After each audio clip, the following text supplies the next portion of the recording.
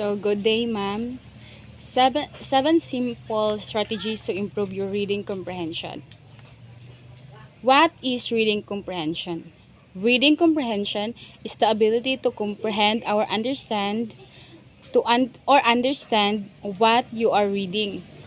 This is an intentional and active part of reading and take place before, during, and after you read something. By being able to comprehend what you are reading, you can extract meaning from the text and better realize what the author is trying to convey. There are two components of reading comprehension: text comprehension and vocabulary knowledge.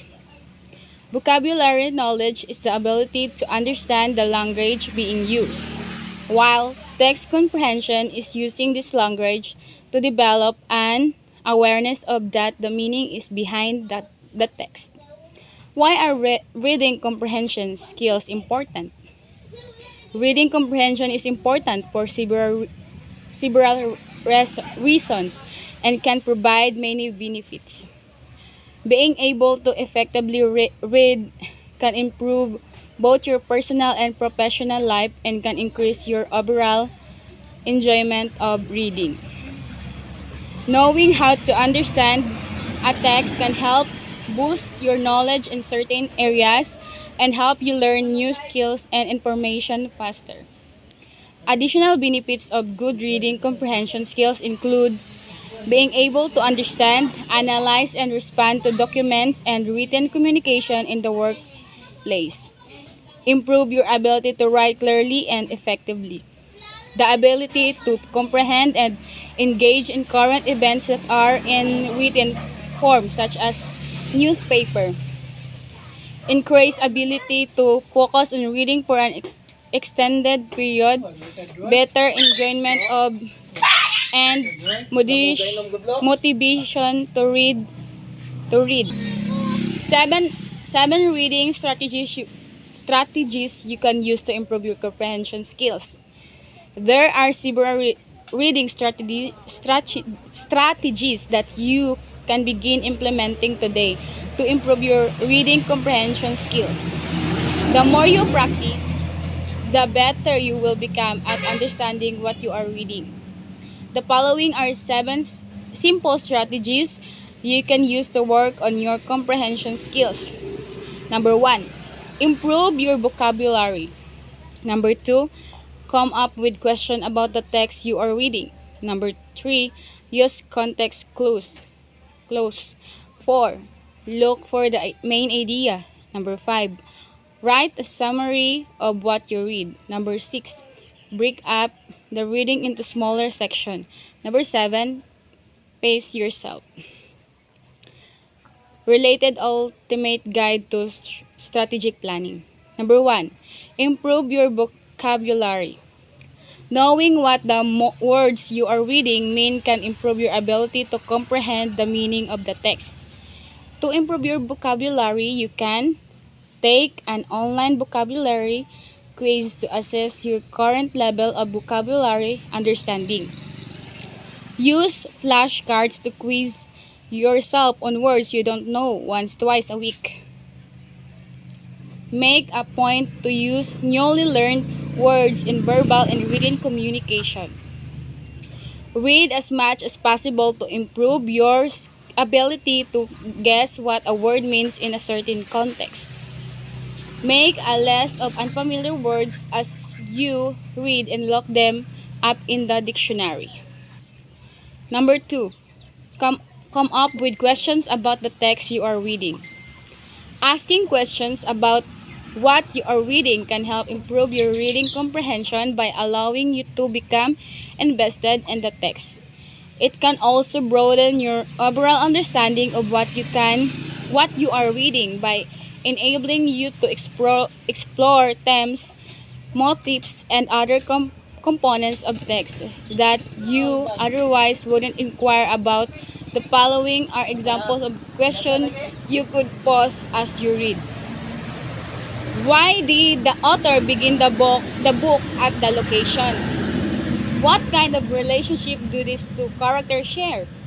What do we know about the main character up to this point in the book? Are there any themes that have consistently come up throughout The book? If so, what do you mean? The more specific your questions, the more likely you will gain further insight into the text and its meaning. Number 3, use context clause.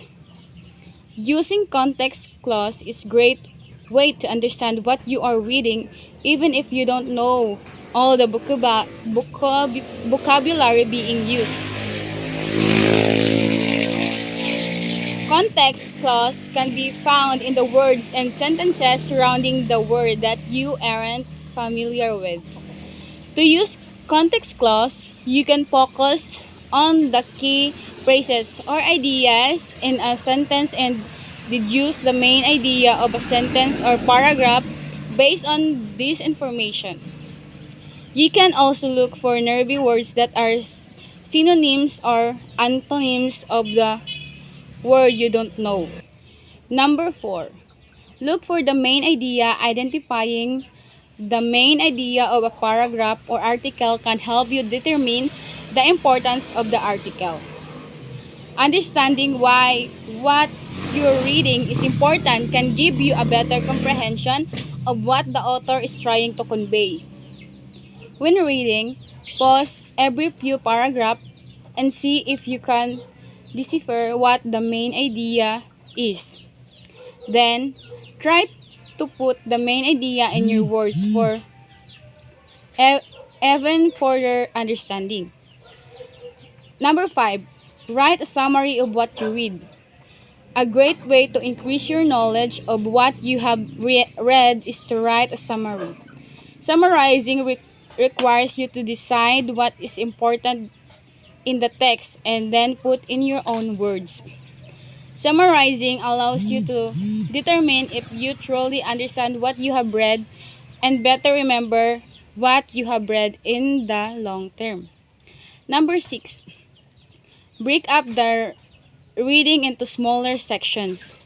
If you are reading longer or more challenging text, consider breaking it up into smaller sections. For example, you could read 2 paragraphs at a time and then pause to quickly summarize what you just read in your mind.